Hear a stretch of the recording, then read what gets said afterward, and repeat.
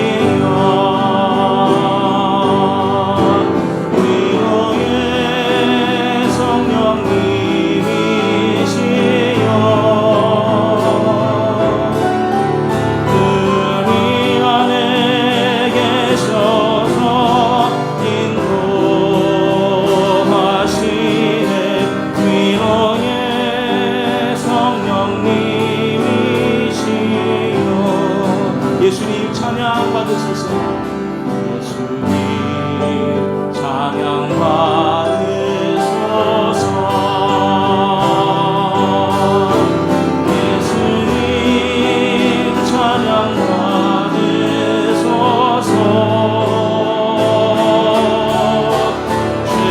세상의 내를 위해 성령 주셨네. 예수님 찬양 받으소서.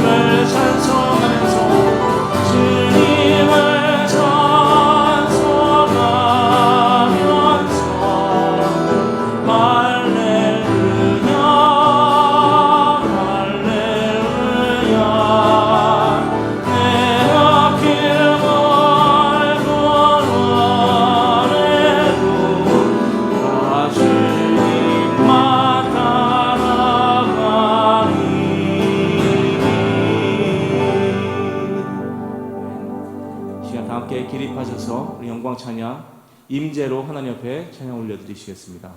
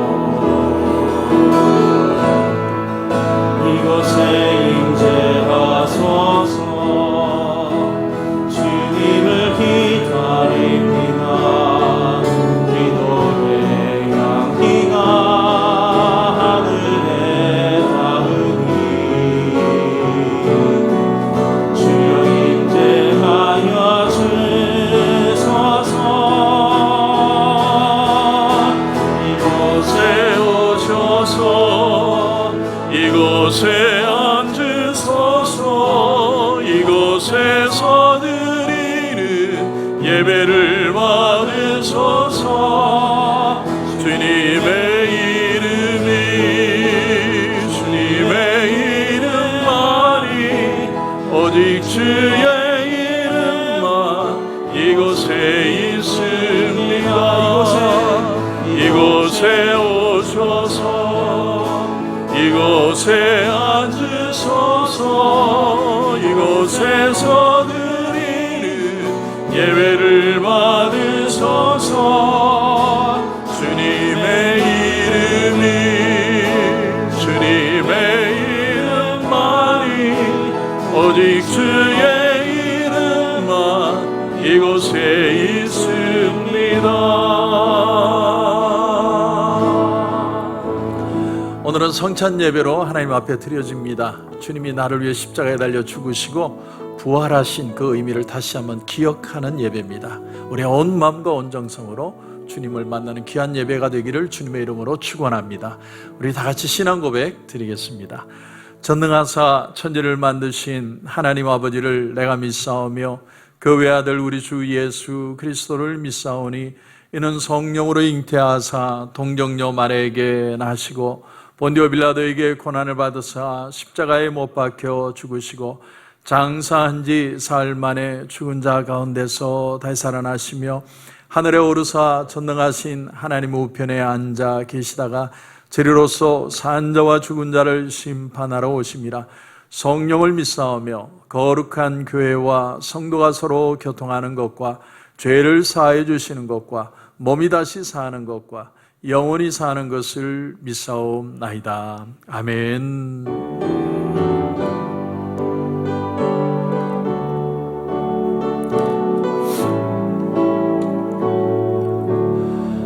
그 크신 하나님의 사랑 말로 다 형용 못하네. 저 높고 높은 별을 넘어 이 낮고 낮은 땅 위에 죄범한 영혼 구하려 그 아들 보내사 화목제물 삼으시고 죄 용서하셨네. 하나님 크신 사랑은 증량나 못하네. 영원히 변치 않는 사랑 성도여 찬양하세. 괴로운 시절 지나가고 땅 위에 영화 쇠할 때 주 믿지 않던 영혼들은 큰 소리 외쳐 울어도 주 믿는 성도들에게 큰 사랑 베푸사 우리의 죄 사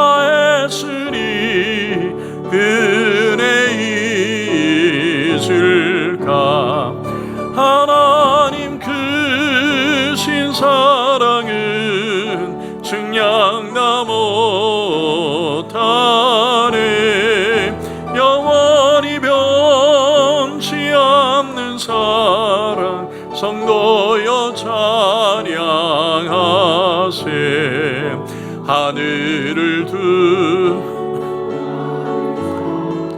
바다를 먹물 삼아도 한없는 하나님의 사랑 닿기로 갈 수 없겠네. 하나님의 크신 사랑 그 어찌 다실까. 저 하늘 높이 쌓아도 채우지 못하리. 하나님 크신 사랑은 측량나 못하네. 영원히 변치 않는 사랑 성도여 찬양하세.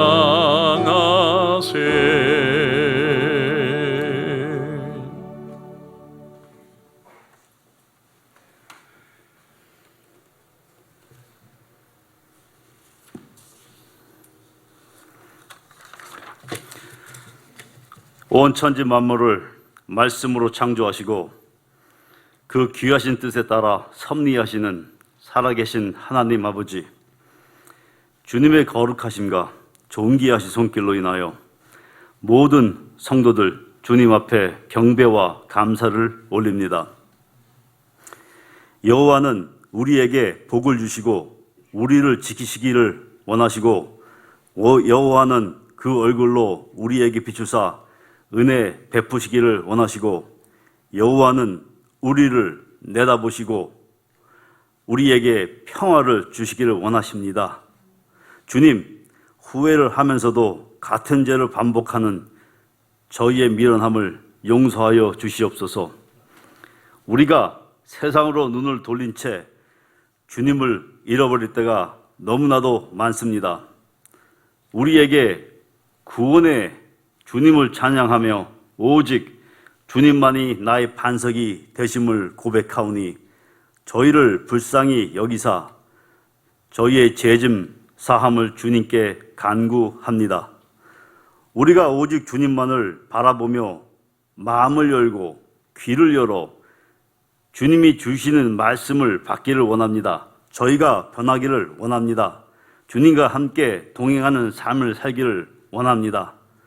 주님, 아직 저희는 코로나로 고통받고 있습니다. 이로 인하여 많은 곳에서 더 어둡고 힘든 순간에 저희는 살고 있습니다. 우리 곁에 경제 상황에 힘들어하는 성도님들 있습니다. 슬픔과 아픔을 안고 나온 성도님들 있습니다. 질병을 안고 나온 성도님들 있습니다. 주님, 우리에게 믿음을 더하여 주시기를 기도합니다. 더 커진 믿음이 주님의 의로우심과 사랑으로 이 아픔을 안고 나온 성도들께 더욱더 큰 소망과 은혜로 나아갈 수 있도록 인도하여 주시길 간절히 기도합니다. 주님이 세우신 이 교회가 이 지역 사회와 함께하는 교회가 될 수 있도록 인도하여 주시고 널리 주님의 사명과 선교에 앞장서고 주님의 사랑과 인도로 하나 되어 주님 섬김을 게을케 하지 않게 하시고 주님을 닮아가는 교회 되게 하여 주시기를 간절히 기도합니다. 주님, 저희 아이들을 축복해 주시길 간절히 기도합니다. 우리들의 자녀들이 건강히 자랄 수 있도록 축복하여 주시고 주님을 더 많이 배우고 신앙의 모범이 될 수 있도록 기도드립니다.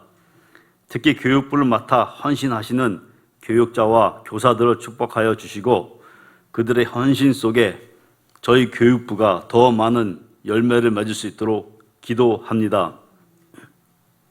오늘도 기쁜 소식을 증거하시기 위하여 단 위에 서시는 목사님을 기억하시고 저희 모두에게 부활과 구원과 소망이 넘치는 시간이 되게 하여 주시옵소서. 예배를 위해 항상 힘쓰는 찬양팀과 성가대의 귀한 찬양을 받아주시고 우리 모두가 찬양을 통해 은혜받게 도와주시옵소서. 오늘도 예배를 돕는 손길들과 교회 각 부서를 기억하시고 그 마음과 정성이 주님을 감동케 하기에 부족함이 없게 은혜 내려 주시옵소서.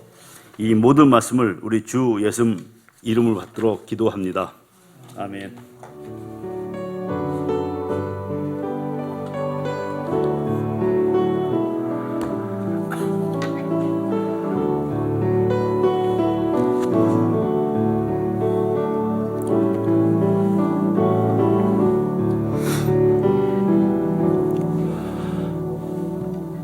할렐루야, 할렐루야. 우리 앞뒤 좌우로 주님의 이름으로 환영합니다. 잘 오셨습니다. 한번 인사하실까요? 환영합니다. 잘 오셨습니다. 이제 분위기가 많이, 미국도 확진자가 많이 줄어들었고 조금 이제 안정세로 돌아가고 있지만 그래도 10월 한 달은 조금 더 우리가 지켜봐야 될 것 같습니다.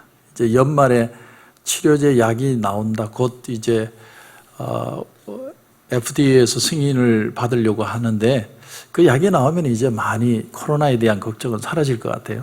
그런데 그 전까지는 우리가 좀 더 조심해야 될 필요가 있다고 생각을 합니다. 그래서 10월 달에는 10월 달까지 간식을 조금 홀드하도록 하겠습니다. 여러분 그렇게 넓은 마음으로 이해해 주시고 이제 10월이 지나면 조금 나아지지 않을까 그렇게 기대를 하고 있습니다. 10월 한 달간은 우리 김영길 목사님께서 주일 예배를 인도해 주십니다. 다음 주부터 마지막 주까지인데 사실은 몇 개월 전부터 계속 기도하시면서 준비하셨어요. 아마 기가 막힌 말씀을 여러분과 나누게 되실 겁니다. 10월 미디어 팀에서 섬기실 분을 찾습니다. 정동진 안수 집사님에게 문의해 주시고 우리 미디어 팀 파워포인트 또 음향에 같이 섬길 분을 찾고 있습니다. 성가대원도 남성 파트에 섬겨주실 분을 모집합니다. 우리 이재용 집사님에게 문의 주시면 감사하겠습니다.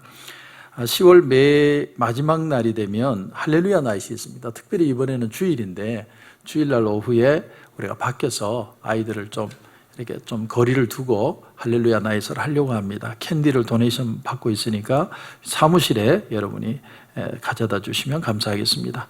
저는 오늘 저녁에 비행기로 떠나서 이제 11월 첫 주일날 여러분을 뵙게 될 겁니다. 제가 휴가를 하는 이유에 대해서 제가 칼럼으로도 적었지만 아버지 어머니 팔순이시기도 하고 또 제 마음에 이제 다시 한번 도약할 필요가 있겠다. 제가 제 한계를 좀 느꼈습니다. 그래서 한국에 가서 저보다 목회를 좀 더 크게 하고 몇십 배는 더 부흥을 시키고 앞서가는 목사님들을 좀 만나려고 합니다. 왜냐하면 사람이 어떤 막다른 골목에 부딪히면 자기를 넘어서는 그런 길을 찾아야 합니다. 제가 그 길을 앞에 선 것 같아요. 뭐 코로나 사태로 여러 가지 어려움도 있지만 어떻게 하면 나를 넘어서서 다시 한번 성장할 것인가, 그걸 한 달 동안 좀 고민하려고 합니다. 여러분 같이 기도해 주시고, 저에게는 굉장히 중요한 시간입니다. 우리 목사님 몇 분을 만나기로 했는데 앞서가시는 목사님들, 선배들을 만나서 도전을 받고 또 아버지 어머니도 만나 뵙고 좀 그런 시간을 가집니다. 여러분 같이 기도해 주시기를 부탁을 드리겠습니다. 저는 코비드 테스트를 이번 금요일에 받았는데도 기침은 계속 나오고 있습니다. 이 알러지 때문에 기침을 하는 거니까 오해하지 마시고, 여러분 하여튼 제가 다녀올 때까지 기도해 주시고 또 건강한 모습으로, 무엇보다도 나 자신을 넘어서는 그런 모습이 되기를 원합니다. 그렇게 기도해 주시기를 부탁을 드리겠습니다. 오늘 하나님의 말씀 보겠습니다. 하나님의 말씀은 시편 146편 1절에서 10절까지 말씀입니다. 시편 구약 908페이지 146편, 시편 146편 1절에서 10절까지 마지막 절까지 말씀입니다. 우리 146편 1절부터 같이 읽겠습니다. 할렐루야, 내 영혼아 여호와를 찬양하라. 나의 생전에 여호와를 찬양하며 나의 평생에 내 하나님을 찬송하리로다. 귀인들을 의지하지 말며 도울 힘이 없는 인생도 의지하지 말지니 그의 호흡이 끊어지면 흙으로 돌아가서 그날에 그의 생각이 소멸하리로다. 야곱의 하나님을 자기의 도움으로 삼으며 여호와 자기 하나님에게 자기의 소망을 두는 자는 복이 있도다. 여호와는 천지와 바다와 그 중에 만물을 지으시며 영원히 진실함을 지키시며 억눌린 사람들을 위해 정의로 심판하시며 줄인 자에게 먹을 것을 주시는 이시로다. 여호와께서는 갇힌 자들에게 자유를 주시는도다. 여호와께서 맹인들의 눈을 여시며 여호와께서 피곤한 자들을 일으키시며 여호와께서 의인들을 사랑하시며 여호와께서 나그네들을 보호하시며 고아와 가부를 붙으시고 악인들의 길은 굽게 하시는도다. 시온아 여호와는 영원히 다스리시고 내 하나님은 대대로 통치하시리로다. 할렐루야. 아멘. 우리 한번 기도드리겠습니다. 하나님 은혜를 감사합니다. 이제 가을이 왔습니다. 하나님 우리의 신앙을 다시 한번 점검하게 하시고 다시 한번 성숙할 수 있는 그런 귀한 계절이 되게 하시며 코비드 사태도 잘 믿음으로 이겨내어서 우리의 삶의 더 큰 회복과 더 큰 축복을 경험하는 시간들 되게 하여 주시옵소서. 오늘 말씀해 주실 줄 믿고 예수님의 이름으로 기도드립니다. 아멘. 지난 주간에 책을 한 권 읽었습니다. 폴 트루니에의 인생의 사계절이라는 그런 책입니다.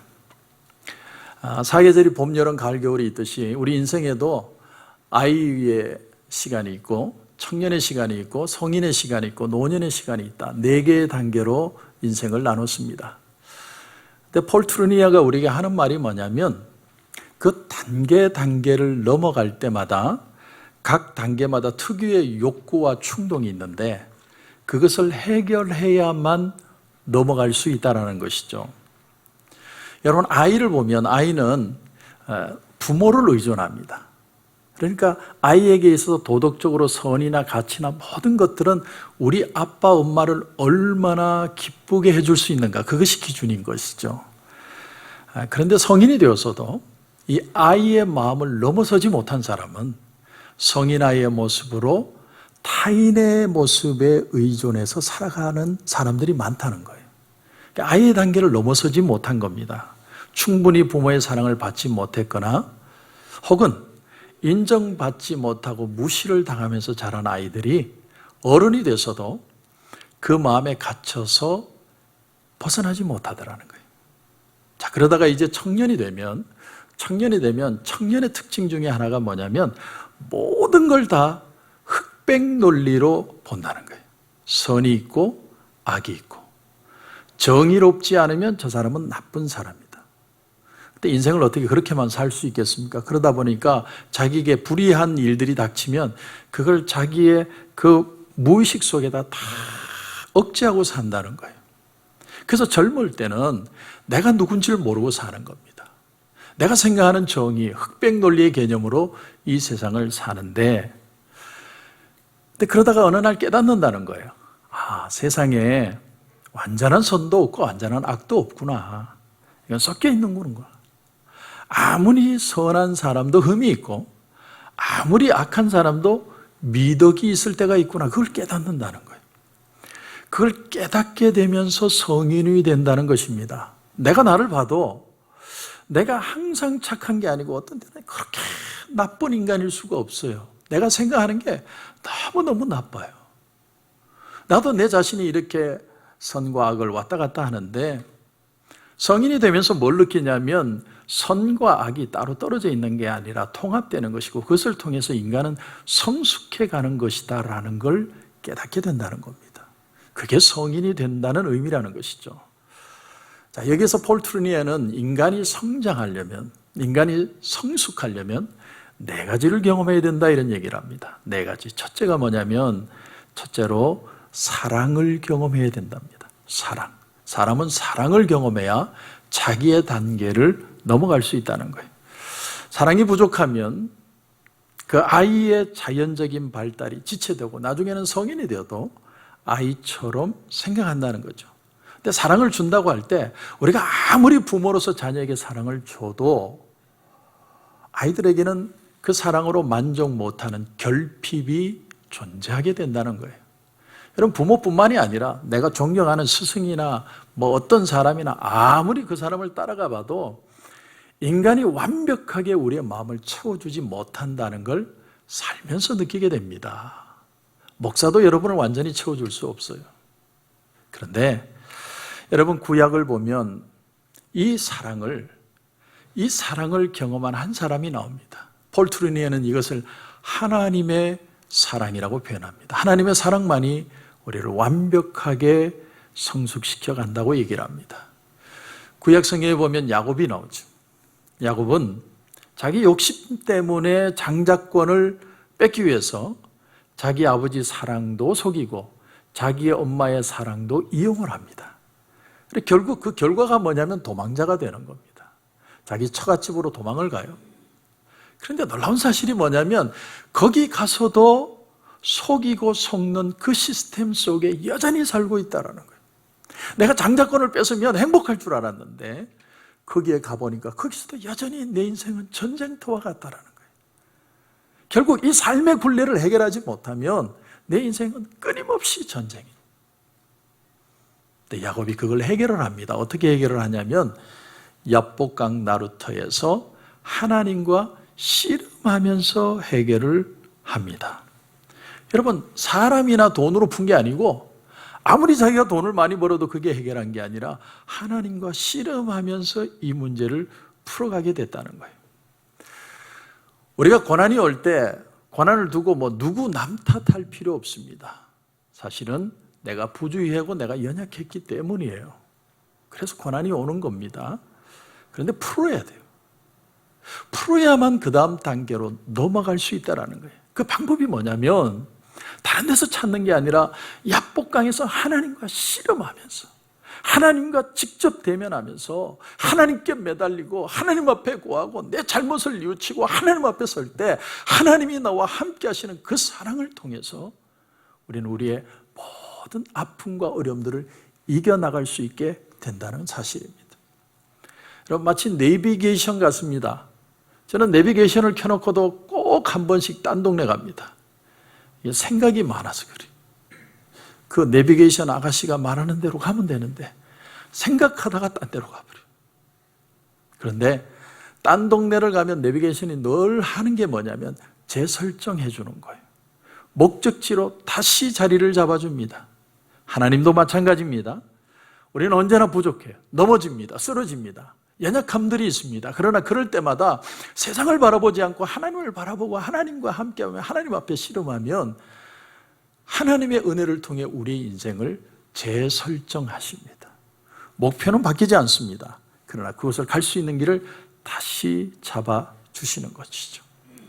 결국 야곱은 고난을 통해서 하나님을 만나고 고난을 통해서 하나님의 은혜라는 걸 경험하고 하나님이 나와 함께 하심을 믿음으로 말미암아 그 인생의 삶이 하나님의 사랑으로 더 풍성한 단계로 넘어가게 됩니다. 이것이 신앙의 삶이라는 것이죠. 그래서 폴 트리니에는 자연스럽게 두 번째로 인간이 성장할 수 있는 요인이 첫 번째는 하나님의 사랑이라면 두 번째는 고난이다 이렇게 표현해요. 고난.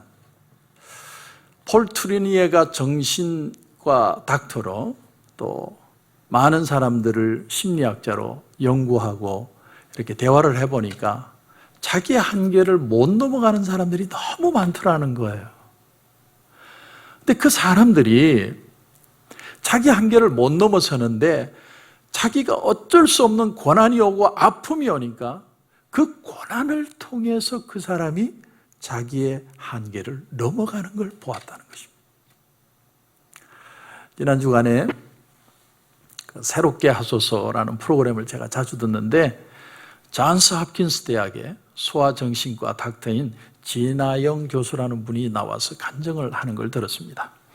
남편도 닥터예요. 그러니까 둘이서 벌어대니까 집을 맨션을 사고요. 차도 기가 막힌 차. 얼마나 돈을 잘 버는지. 남편도 돈을 잘 벌고 자기도 잘 벌고 기가 막힌 거죠. 근데 어느 날 이 여자분이 쓰러졌어요.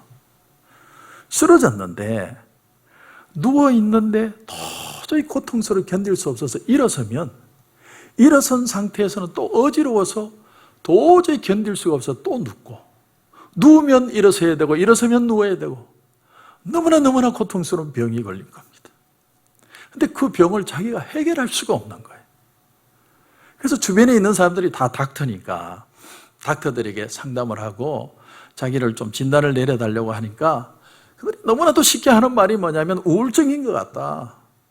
이 과로로 인해서 우울증이 온 것 같으니까 그렇게 처방을 내리더라는 것이죠. 자기는 아닌데, 나는 지금 그런 상황이 아닌데 사람들은 너무나 쉽게 처방을 내리더라는 거예요. 그때 이분이 뼈저리게 느낀 사실이 하나가 있습니다. 그 고통을 통해서 하나를 깨닫게 돼요. 그게 뭐냐면, 나도 내 환자들을 이렇게 대했겠구나. 그때 이 사람이 느껴요. 그리고 하나님 앞에 기도하고 이제 그 병명을 알고, 병명이 아주 독특한 병명인데, 그리고 그 병이 낫고 건강해지고 난 뒤에 다시 정신과 닥터로 일을 하면서 아이들을 상담할 때 부모들과 그들의 심정이 된 마음으로 상담을 하고 아이들을 치료하는 그런 사람이 되었다. 여러분 생각해 보십시오. 고난이 없었다면, 병이 없었다면 환자들의 마음을 이해할 수 없는 거예요. 근데 자기가 겪어보니까 너무나 고통스러운 시간을 지나니까 그들의 마음을 이해하게 되고 마음을 읽어주고 마음을 위로하는 닥터가 되었다는 사실입니다. 세 번째로 인간이 성장하려면 우리에게 필요한 것이 뭐냐면 동일화하는 것이다, 이렇게 표현합니다. 첫 번째는 하나님의 사랑이고, 두 번째는 고난이 필요하고, 세 번째는 동일화하는 것이다. 여러분, 아이들은요 모방을 통해서 배웁니다. 제가 죄송한 얘기지만 아주 우리 애가 어릴 때 집에서, 우리 집이니까 용서해 주세요, 교회에서는 절대로 그렇게 안 합니다. 방귀를 끼고 다녔어요. 내 집이니까 그냥 편안하게 끼고 다니는 거예요. 근데 어느 날 저희 딸이요 방귀를 끼기 시작해요. 아무 데서나 끼고 다니는 거예요. 그 지혜야, 왜 방귀를 끼니? 물어보니까 아빠도 끼잖아. 아빠가 끼니까 나도 끼는 거예요. 아이는 아빠를 닮는 거예요. 부모를 닮습니다. 그래서 우리 옛말에 그런 말이 있죠. 나는 바람풍해도 너는 바람풍해라. 아버지는 도둑질을 해도 자식은 도둑이 되기를 바라는 부모가 하나도 없는 거죠. 근데 여러분, 그 자식이 가진 한계가, 부모가 가진 한계가 자식의 한계가 될 수 있다는 사실입니다. 비단 부모뿐만이 아니라 우리가 이 세상을 살면서 내가 존경하고 존중하고 따르고 싶은 어떤 인간의 마들이 있어도 그 인간을 해치고 들어가 보면 그 인간도 한계가 있는 사람이라는 걸 경험하게 됩니다. 그래서 성경은요 우리에게 한 분을 소개해 주셨습니다. 에베소서 4장 13절에 보면 우리가 다 하나님의 아들을 믿는 것과 아는 일에 하나가 되어 온전한 사람을 이루어 그리스도의 장성한 분량이 충만한 데까지 이르리니, 예수님과 동일화하고 예수님을 닮아갈 수 있다는 거예요. 이게 진짜 신앙인의 동일합니다. 우리가 어려움을 만날 때보다 예수님을 보는 거죠. 그리고 예수님을 닮고 예수님을 따라가는 겁니다. 그게 진짜 성숙이 있고 진짜 변화가 일어날 수 있다는 거예요. 마지막 네 번째는 인간이 성장하려면 적응이 필요합니다. 적응하는 것. 성장의 설명 가운데 최고의 개념은 적응하는 것이다, 이렇게 표현합니다. 자녀를 생각하는 마음에서 어릴 때부터 막 애지중지 애를 그냥 얼마나 귀하게 키우는 부모가 있는지 모릅니다. 근데 그 애들이 자라보면요 자기가 판단을 하지 못하고 어른이 돼서도 부모를 의존하는 아이들이 생기는 이유가 마마보이가 그래서 생기는 거죠. 또 반대로 어떤 부모는요 아이를 너무 또 방목을 해가지고 그냥 지 마음대로 크도록, 그것도 모자라서 아이가 결정하기도 어려운 일을 아이들에게 결정하게 할 경우가 있습니다. 근데 그것도 문제가 뭐냐면 그 아이가 자라고 나면 아이의 시절을 지나가지 않았기 때문에 아이의 감정을 이해할 수가 없는 사람이 되다라는 것입니다. 좀 더 나가면 지나치게 부부 사이에 적응을 잘하는 부부가 있어요. 목사님, 저희 부부는 살면서 한 번도 싸워본 적이 없어요. 싸워본 적이, 다툰 적이 없는 가정입니다. 여러분, 그 말은 역으로 얘기하면 어떻게 되느냐면 두 사람 중에 한 사람이 일방적으로 자기의 개성은 완전히 무시하고 상대방에게 복종했다는 뜻이 될 수도 있다는 거예요. 그런 가정은요 따분하고 변화도 없고 폐쇄적이고 아내가 화장실에서 예언을 하기 시작합니다. 혼자 화장실에서 중얼중얼해요. 가정 밖의 다른 사회와 건강한 관계를 맺기가 힘듭니다. 성경에 보면 창세기 2장 18절에 여호와 하나님이 이르시되 사람이 혼자 사는 것이 좋지 아니하니. 우린 이 성경 구절을 보면 아담이 혼자 사는 게 너무 외로워 보이니까 하나님이 하와를 만들어 주셨구나 라고 생각할지 모르지만 그런 뜻이 아니라는 거예요. 왜 하와를 만들어 주셨느냐? 하나님이 여자를 만드신 이유는 남자로 하여금 상호 적응하는 삶에 직면하기 위해서 한 짝을 만들어 주신 것이다라는 거예요. 남자가 아내에게 굴복하거나 혹은 아내를 일방적으로 굴복시키는 식으로 평안을 만드는 게 아니라 자기 자신이 상대방이 있음으로써 상대방에 적응하며 자기를 넘어갈 수 있게 하기 위해서 하나님이 한쪽을 만들어 주셨다는 거예요. 그래서 혼자 있는 것이 외로워 보였다는 표현이 바로 거기서 나오는 것입니다. 성경에 아브라함, 모세, 야곱, 예레미야, 베드로, 바울, 그들은 하나님 앞에 평안하게 할렐루야 아멘한 사람들이 아닙니다. 하나님 앞에 따지고 구하고 하나님 앞에 정말 내가 이런 삶을 살 수 없습니다 고분고분하지 않은 사람들이 하나님과 씨름을 해요. 하나님과 그 얘기를 가지고 나는 할 수 없다고 얘기를 합니다. 근데 그 속에서 하나님의 은혜를 느끼고 하나님과 씨름하면서 자기 자신을 넘어서고 성장합니다. 하나님과 적응하는 거예요. 하나님을 보며 나를 보고 나를 넘어설 수 있는 계기를 발견하게 되었다는 사실입니다. 그래서 드디어 오늘 말씀의 5절을 보십시오. 5절을 보면 특별히 이런 말씀이 나옵니다. 야곱의 하나님을 자기의 도움으로 삼으며 여호와 자기 하나님에게 자기의 소망을 두는 자는 복이 있도다. 왜 하필 야곱의 하나님이라고 표현을 했을까? 여러분 그런 생각 해보셨어요? 왜 하나님은 야곱의 하나님이라고 표현을 했을까요? 야곱이 야복강 나루터에 홀로 남았을 때 그는 어떤 자세, 시츄에이션이었냐면 자기 형 에서가 400명의 군사를 이끌고 온다는 소식을 듣고 자기의 짐승들을 두 대로 나눴습니다. 두 대로 나눠서 한쪽은 이쪽으로 보내고 한쪽은 저쪽으로 보냈습니다. 한쪽을 치면 한쪽은 자기가 취하겠다는 거죠. 거기에서 끝나지 않습니다. 자기 아내와 자기 자식들도 다 둘로 나눴어요. 다 보내고 자기 혼자 야복강에 남았습니다. 그 말은 역으로 하면 무슨 말이냐면 여차하면 나는 도망간다는 거예요. 다 보내고 나는 혼자 다시 살아날 수 있어. 그게 야곱의 마음이었습니다. 최선이 아니면 차선을 취하겠다는 태도예요.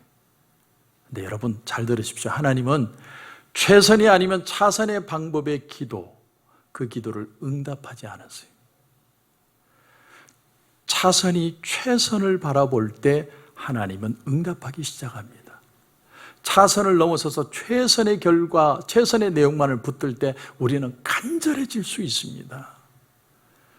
야곱에게서 이 두 가지 최선과 차선의 마음이 하나로 딱 합쳐질 수 있는 유일한 방법이 뭐냐면 하나님이 야곱의 그 허벅지 관절을 치는 거였어요. 그 허벅지 관절을 쳐서 도망 못 가게 만들 때 절실하게 하나님을 바라봅니다. 우린 야곱의 기도가 어떤 기도였을지 우리는 짐작이 갑니다. 하나님 살려주세요. 나 죽어요. 나는 도망도 못 가요. 하나님이 살려주시지 않으면 나는 정말 여기서 죽을 수밖에 없습니다. 이런 간절한 기도, 차선이 아니라 최선만을 생각한 그 기도를 할 때 하나님이 응답을 하십니다. 그 응답이 뭡니까?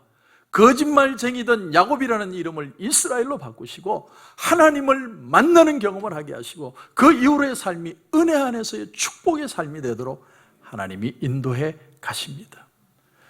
그렇습니다. 오늘 5절 말씀을 다시 보면 야곱의 하나님을 자기 도움으로 삼는다는 말은 오직 하나님께만 모든 소망과 결정권을 두겠다는 거예요.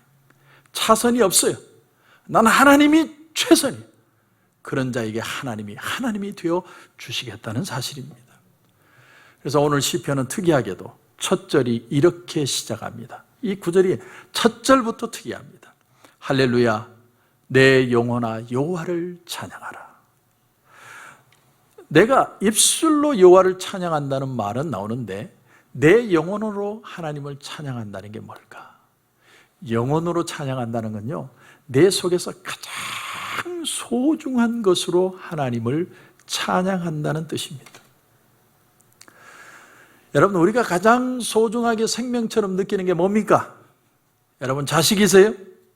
건강이세요? 돈이십니까? 근데 우리에게 가장 중요한 일이 뭐냐면 하나님을 바로 아는 것이다라는 거예요. 하나님을 대면하고 하나님 앞에 기도하고 하나님을 바로 알게 되면 어떤 일이 일어나냐면 그 순간에 내가 누군지를 깨닫게 되는 거예요. 내가 누군지를 알고 나를 볼 수 있게 되고, 나를 보게 되면 어떤 일이 일어나냐면 내 인생의 문제를 풀 수 있게 된다는 사실이에요. 인간은요, 모두 하나님의 블루프린트 안에서 만들어졌습니다. 인간은 그래서 하나님을 만나는 거예요. 인간에게 문제가 생기면 설교들을 만드신 하나님 앞에 가서 하나님 앞에 씨름하고 하나님을 만나고 하나님을 경험해야 됩니다. 하나님 앞에 씨름하면 하나님은 우리를 사랑하세요. 하나님은 우리를 사랑하는 것을 통해서 우리가 주님 안에 죽고 주님 안에 사는 주님과의 동일화가 일어나고, 주님 때문에 주님 안에서 내가 거듭나는 적응의 단계를 경험하게 되는 것이죠. 그것이 바로 신앙이라고 하는 것입니다. 오늘 여기 내 영혼으로 하나님을 찬양한다는 이 표현은 하나님을 찬양하는 게 얼마나 중요한 일인지를 깨달았다는 사실입니다. 하나님을 알기 전에는요, 옛날에 철학자 아리스토텔레스가 이런 말을 했습니다. 신은 부동의 동자다, 이런 표현을 했어요. 부동의 동자라는 말이 무슨 말이냐면 자기는 움직이지도 않는데 인간은 계속 비나이다 하는 그 개념이 신이다, 이렇게 표현했어요. 그런데 우리가 믿는 하나님은 그런 하나님이 아니에요. 하나님이 먼저 다가오시고 하나님이 먼저 터치하시고 우리와 씨름하시고 우리 가운데 사랑을 주시고 그 사랑을 경험함으로써 다시 거듭나게 만드시고야 마시는 하나님. 그래서 내 영혼으로 하나님을 찬양할 수밖에 없는 그분이 바로 우리의 하나님이라는 사실입니다. 예수님이 십자가에 달리시기 전에 막달라 마리아라는 여인이 귀한 향유 한 옥합을 가져와서 깨뜨리고는 눈물로써 자기 머리털로 예수님의 발을 닦습니다. 여러분, 그 당시에 향유 이 옥합은요, 자기를 위해서 준비하는 게 아니에요. 바르기 위해서 준비한 게 아닙니다. 요즘식으로 얘기하면 골드바와 같아요. 여러분, 미국이 디폴트 상황이 되면 달러 가치가 확 떨어지면 결국 우리에게 가치 있는 건 뭐라고 생각합니까? 사람들은 그게 금덩어리라고 생각합니다. 그래서 골드바를 사는 거예요. 그게 향유입니다. 그 여인은 그것이 가치가 있기 때문에 준비를 한 겁니다. 그런데 그걸 깨뜨려가지고 아낌없이 주님 앞에 부었다는 의미는 뭐냐면 예수님이 내 인생의 최고라고 고백하는, 주님만이 내 인생의 최고일 수밖에 없습니다. 최고의 고백을 했더니 최고의 주님의 사랑을 그녀가 경험하게 된 것입니다. 그러므로 여러분, 오늘 3절 4절도 보십시오. 3절 4절을 보시면 귀인들을 의지하지 말며 도울 힘이 없는 인생도 의지하지 말지니 그의 호흡이 끊어지면 흙으로 돌아가서 그날에 그의 생각이 소멸하리로다. 귀인이라는 말은 힘과 파워가 있는 사람들이에요. 돈 많은 사람들, 세상을 좌지우지하는 사람들. 근데 그 사람들도 건강을 잃고 넘어질 수 있고 부자도 죽을 수 있다는 거예요. 호흡이 끊어지면 아무 소용이 없다라는 거예요. 그래서 이 말은 무슨 얘기냐면 절대적인 가치를 한계가 있는 인간에게 주지 말라는 겁니다.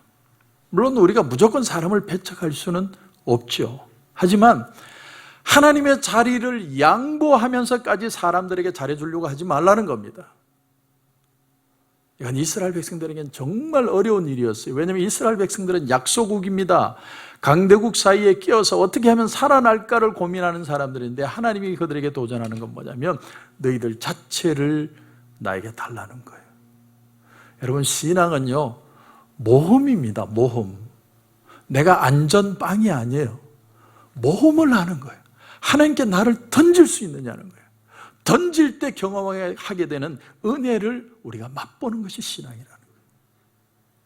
폴 트루니에가 그의 책에서 제가 가장 인상 깊게 봤던 내용이 바로 네 번째 단계, 노년의 단계입니다. 노년의 단계. 노년, 인생의 겨울을 산다는 게 도대체 뭐냐? 노년이 되면 인생을 어떻게 살아야 하느냐를 그는 진솔하게 표현을 합니다. 우리는 시간을 못 돌립니다.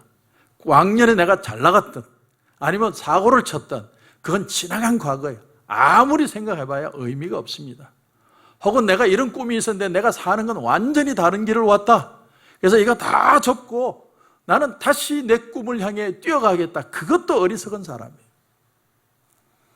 나이 드신 분들 중에 혹 간혹 가다가 내가 청년 때처럼 초콜릿 복근을 만들겠다. 막 근육질에 아놀드 슈왈제네거 동생처럼 변하겠다. 참 웃기는 얘기입니다. 나이 들어서 그렇게 하는 건 웃기는 얘기예요. 우리가 예수님을 보면요, 예수님은 성공과 실패를 다 경험하신 분이에요. 예수님이 떡 5개와 물고기 2마리로 오병이의 기적을 행해서 5,000명을 먹였을 때 사람들이 예수님에게 보인 반응은 딱 하나였어요. 이 사람은 왕을 만들어야 된다.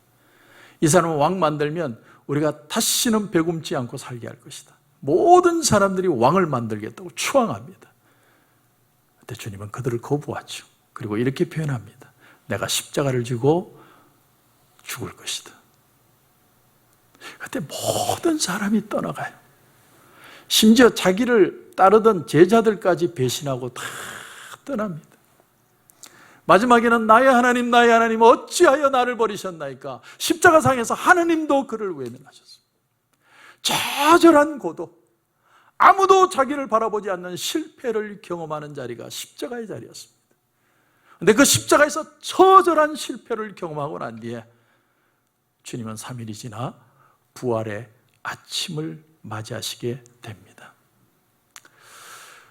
폴 트루니아가 막 60살을 넘겼을 때 인생의 사계절이라는 책을 찍고 얼마 지나지 않아서 죽습니다.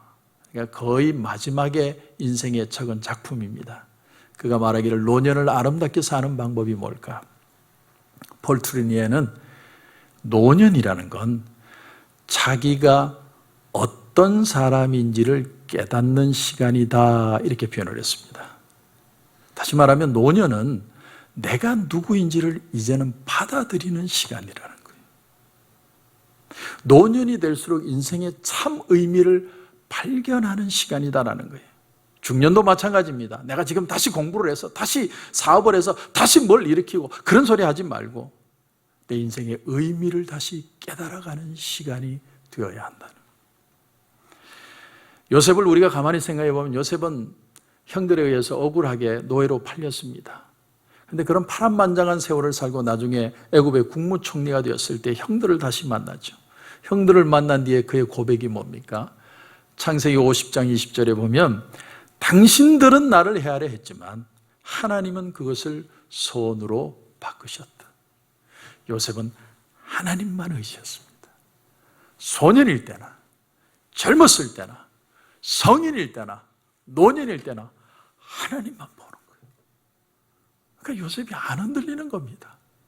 형들이 아무리 해코지했어도 하나님은 그걸 선으로 바꾸시고야 만다는 것을 믿는 믿음, 그 신뢰가 나를 지탱해내고 말았다는 사실입니다.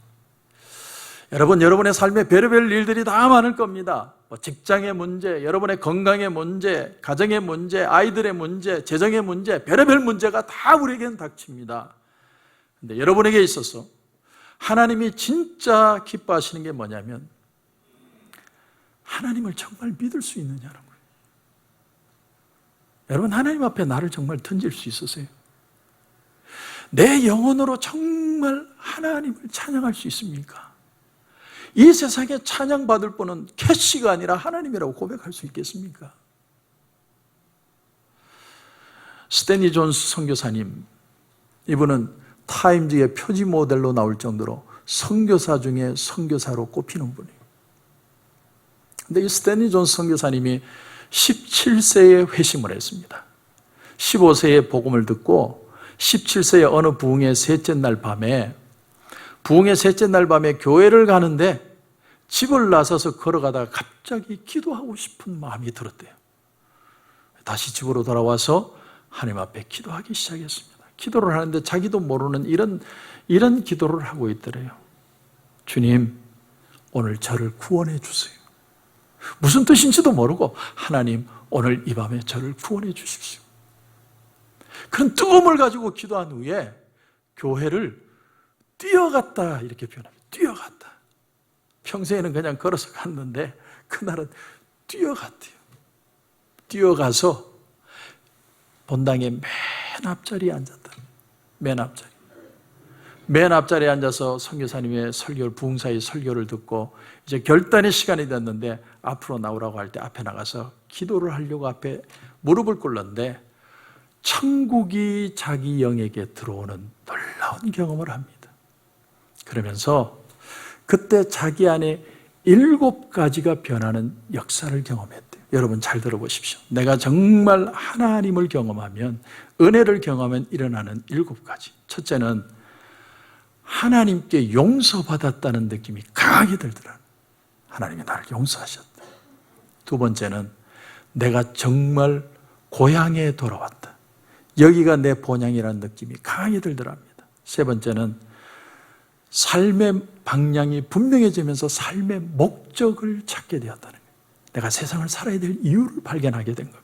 네 번째는 나는 혼자가 아니고 늘 함께 하시는 분이 있다는 사실이 그 순간에 그냥 믿어지더래요. 다섯 번째는 어엿한 사람이 되었다는 느낌이 들었답니다. 여섯 번째는 온전해졌다는 느낌이 들었답니다. 마지막 7번째는 은혜를 받았다는 느낌이 들었다는 것이죠. 그리고 나서 찰스 스탠리는 위대한 선교사가 됩니다. 여러분, 은혜의 눈이 뜨이는 분명한 사건이 있습니다. 저와 여러분의 삶에 그것이 있고 나서야 예수님을 제대로 믿는 겁니다. 은혜가 뭔지 모르신다면, 구원의 감격이 뭔지 깨달아지지 않는다면 하나님 앞에 정말 기도하셔야 돼요. 씨름하셔야 돼요. 하나님을 만나게 해달라고 해야 합니다. 내 고통이 고통으로만 느껴지는 게 아니라 고통 속에 나를 만지시는 하나님의 사랑을 경험하고 하나님의 사랑을 통해서 주님과 내가 하나가 되는, 주님 안에 내가 죽고 주님과 사는, 주님과 동일화가 일어나면서 이제는 하나님 안에서 나를 다시 바라보고 이 땅을 걸어갈 수 있는 적응의 단계로 새롭게 변화되어야만 이 세상에 축복된 인생으로 살아갈 수 있게 되는 것입니다. 그런 은혜가 저와 여러분 가운데 넘치시길 주님의 이름으로 축원합니다. 기도드리겠습니다. 하나님, 오늘 이 아침에는 우리가 영혼으로 하나님을 찬양하는 그 삶에 대해서 생각해 보았습니다. 이제 가을이 되었습니다. 봄, 여름, 가을, 겨울이 오는 것처럼 우리 인생에 이제 성인의 시기를 지나 노년의 삶을 살아갑니다. 주님 안에서 내가 누구인지를 다시 깨닫는 시간이 되게 없어서, 내가 왜 예수를 믿었고, 내가 왜 여기에 있고, 내가 지금 하나님 앞에 은혜를 간절히 구하는지를 다시 한번 깨닫는 시간이 되게 하셔서 그 은혜로 변함없이 새로워지고 풍성하고 성장하고 성숙하는 축복된 삶이 되게 하여 주시옵소서. 오늘 하나님 우리에게 귀한 은혜 주심을 감사하며 예수님의 이름으로 기도드립니다. 아멘. 성찬 예식을 거행하겠습니다. 예수께서 이르시되 내가 진실로 진실로 너에게 이르노니 인자의 살을 먹지 아니하고 인자의 피를 마시지 아니하면 너희 속에 생명이 없느니라. 내 살을 먹고 내 피를 마시는 자는 영생을 가졌고 마지막 날에 내가 그를 다시 살리리니 내 살은 참된 양식이요 내 피는 참된 음료로다. 내 살을 먹고 내 피를 마시는 자는 내 안에 거하고 나도 그의 안에 거하나니 살아계신 아버지께서 나를 보내심에 내가 아버지로 말미암아 사는 것 같이 나를 먹는 그 사람도 나로 말미암아 살리라. 아멘. 갈보리 산 위에 십자가 섰으니 주가 고난을 당하였구나.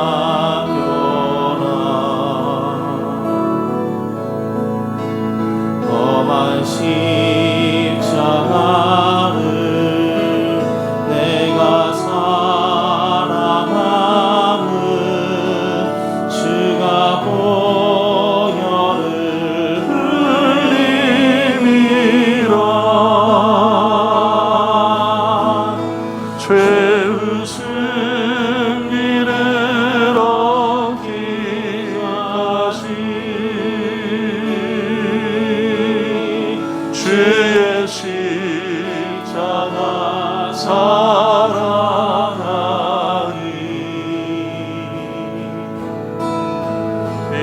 빛나며 유감과 기까지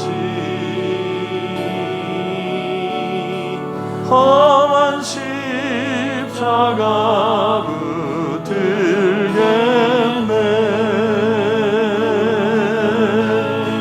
멸시천대받은 주의 십자가에 나의 마음이 끌리도다.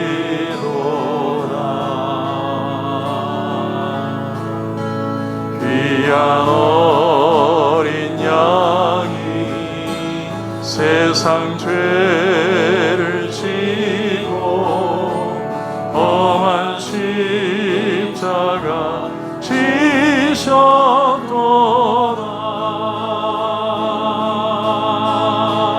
죄 무슨 일을 얻기까지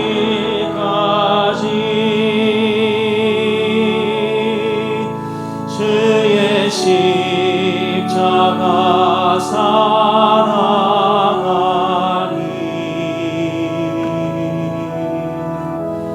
빛나며 유관 받기까지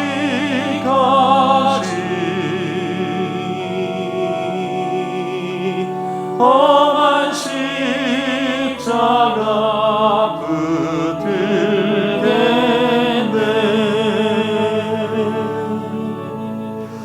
하나님, 오늘 이 떡과 잔을 받으며 우리의 마음의 모든 염려와 걱정을 주님 앞에 맡깁니다. 하나님, 이 세상을 살면서 많은 방법들과 고난 가운데 낙심하고 절망하고 좌절할 때도 있었지만 예수 그리스도가 나의 방법이고 주님이 나를 위해 죽으시고 나를 위해 생명을 주셨다는 이 고백을 가지고 이 떡과 잔을 받습니다. 하나님, 어떤 일이 있어도 주님을 바라보게 하시고 주님을 기억하게 하시고 주님 안에서 하나님의 사랑을 회복하고 다시 한번 주님과 함께 걷는 축복의 역사들이 우리 가운데 일어나게 하여 주시옵소서. 우리의 가정을 위해서도 우리 자녀들을 위해서도 또 우리의 비즈니스를 위해서도 이제는 하나님 앞에 온전히 맡깁니다. 이 떡을 받으며 다시 한번 마음에 도전받고 주님 때문에 살아야 될 인생의 가치를 다시 발견하는 축복의 시간 되게 하여 주시옵소서. 주님께서 함께 하실 줄 믿고 예수님의 이름으로 기도드립니다. 아멘. 우리 다 같이 드시겠습니다. 제일 위에 것을 떼시고 그 다음 걸 드시면 됩니다.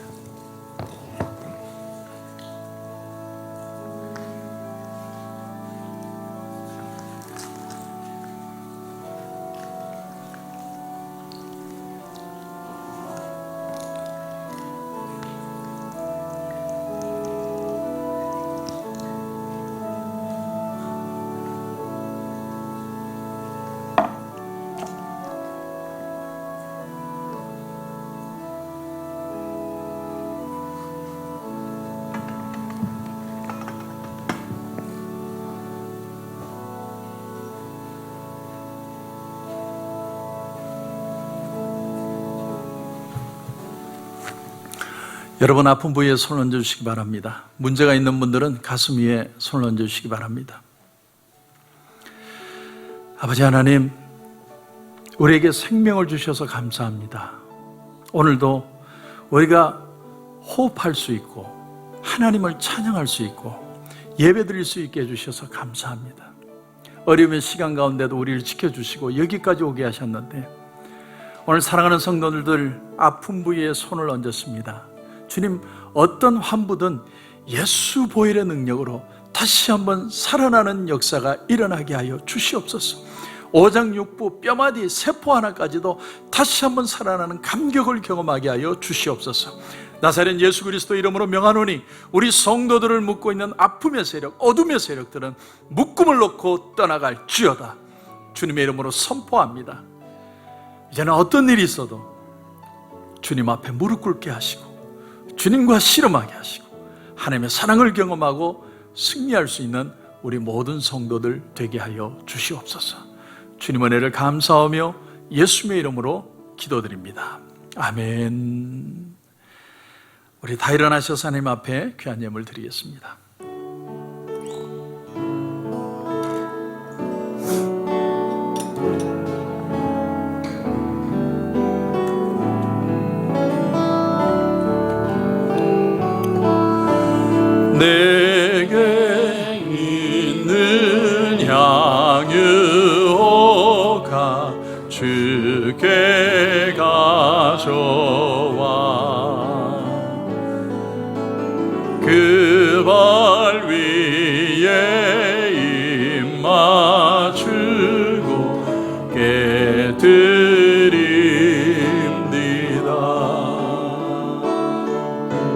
나를 위해 험한 산길 오르신 예수,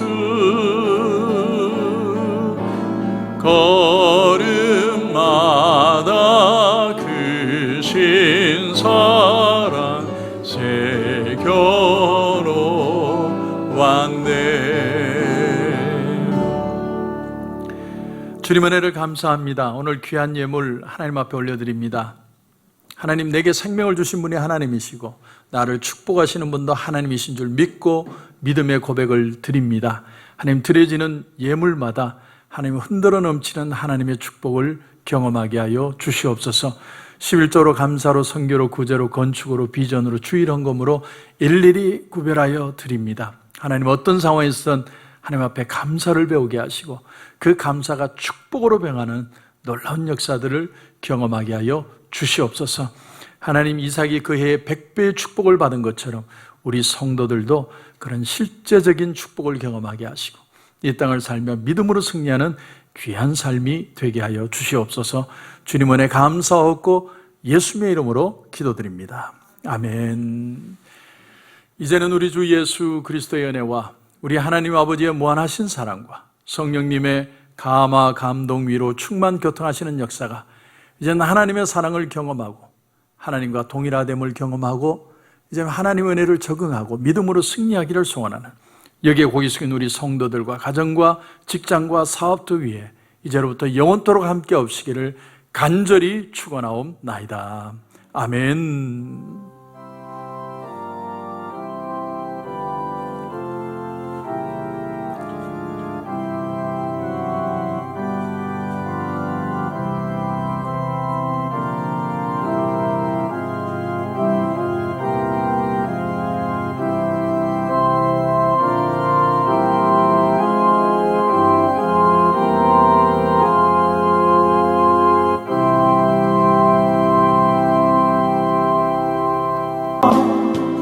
빛 되신 주님 전하는